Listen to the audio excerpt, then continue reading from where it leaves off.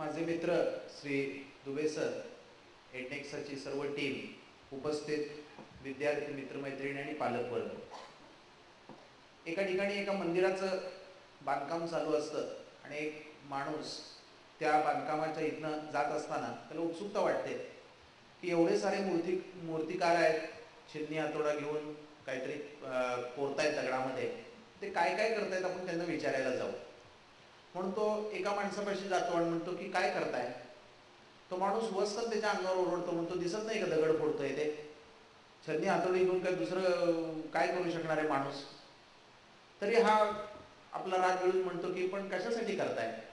तो म्हणतो कशासाठी म्हणजे काय, केलं नाही तर पैसे कोण देणार, तू देणार आहेस. हा काहीच बोलत नाही, दुसऱ्या मूर्तिकारापाशी जातो. तोही छन्नी हातोडा घेऊन काहीतरी दगडावरती कोरीव कामच करत असतो. त्याला विचारतो की काय करताय.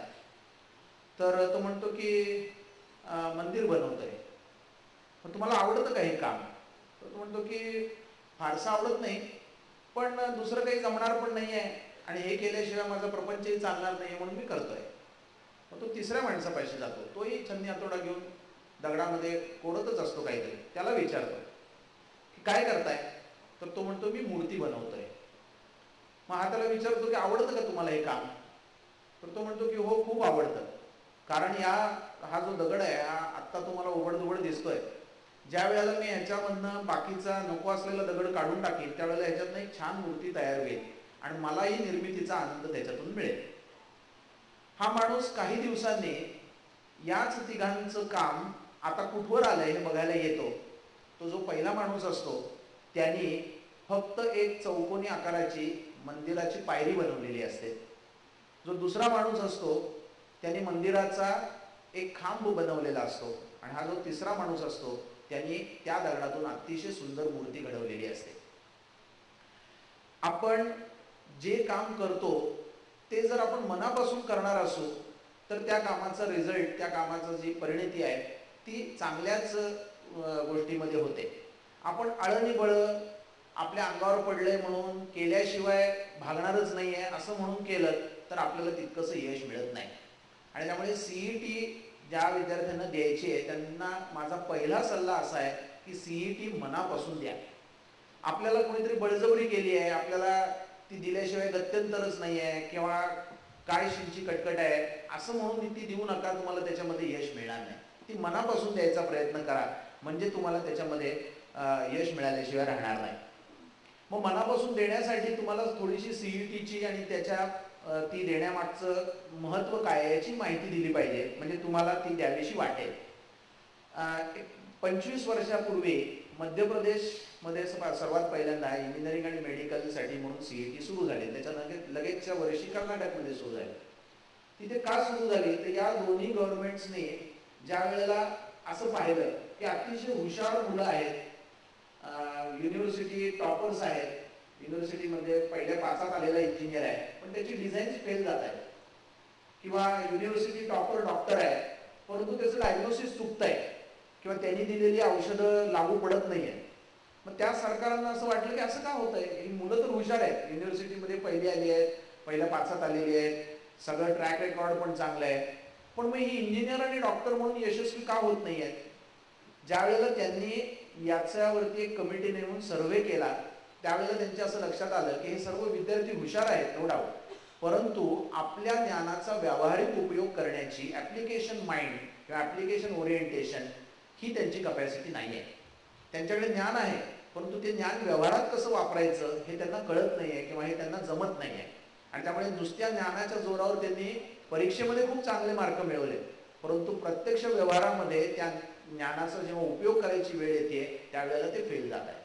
आणि म्हणून मग त्या सरकारांनी असं ठरवलं की आपण 12वीतच मुलांची अशी टेस्ट घेऊ आणि त्यांना असं सॅग्रिगेट करू की ज्यांच्याकडे हे ॲप्लिकेशन माइंड आहे त्यांनीच फक्त इंजिनिअरिंग मेडिकलला जावं आणि ज्यांच्याकडे अशा प्रकारचं ॲप्लिकेशन माइंड नाही, बुद्धी आहे परंतु ॲप्लिकेशन करता येत नाही, त्यांनी इंजिनिअरिंग मेडिकलला जाऊ नये. आणि ज्या वेळेपासून त्यांनी ही परीक्षा घ्यायला सुरुवात केली आणि असं सॅग्रिगेट करून ज्यांच्याकडे ॲप्लिकेशन माइंड आहे त्यांनाच फक्त इंजिनिअरिंगला जाऊ द्यायला सुरुवात केली किंवा मेडिकलला, तेव्हापासून त्यांना चांगले डॉक्टर्स आणि इंजिनियर्स मिळायला लागले. आणि आपलं महाराष्ट्र सरकार त्याच्यानंतर जवळजवळ 15 वर्षांनी जागं झालं आणि मग आपल्या इथेही ती MHCET सुरू झाली. आता ती MHT CET या नावाने आपण आपल्याला सर्वांना परिचित आहे.